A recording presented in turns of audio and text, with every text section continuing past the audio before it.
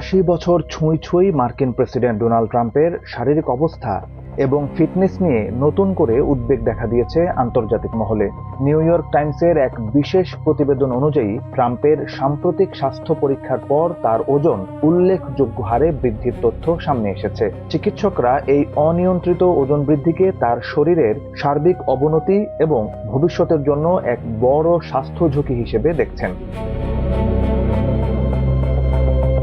President ট্রাম্পের বার্ষিক medical চেকআপের পর জানা গেছে বর্তমানে তার ওজন আগের সব রেকর্ড ছাড়িয়ে গেছে। হোয়াইট হাউসের মেডিকেল টিম ট্রাম্পের এই ওজনকে তার উচ্চতা অনুযায়ী মাত্রাতিরিক্ত বা স্থূলতা হিসেবে চিহ্নিত করেছে।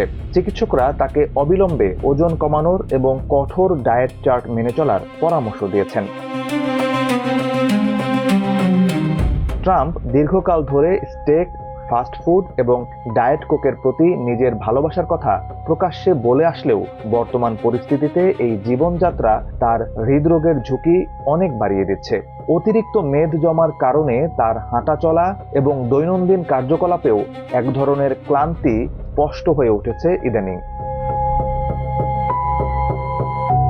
বিশেষজ্ঞদের মতে ট্রাম্পের এই শারীরিক অবনতির পেছনে কেবল খাদ্যাভ্যাস নয়, বরং প্রবল মানসিক চাপও কাজ করছে। ইরান যুদ্ধের দীর্ঘমেয়াদী ধাক্কা, ঘরোয়া অর্থনীতিতে মুদ্রাস্ফীতি এবং আসন্ন মধ্যবর্তী নির্বাচনের তীব্র চাপ তার ঘুম ও জীবনযাত্রার শৃঙ্খলা পুরোপুরি নষ্ট করে দিয়েছে। এই বয়সে এসে এমন অনিয়ন্ত্রিত রুটিন তার রক্তচাপ ও মেটাবলিজমের উপর মারাত্মক প্রভাব ফেলছে।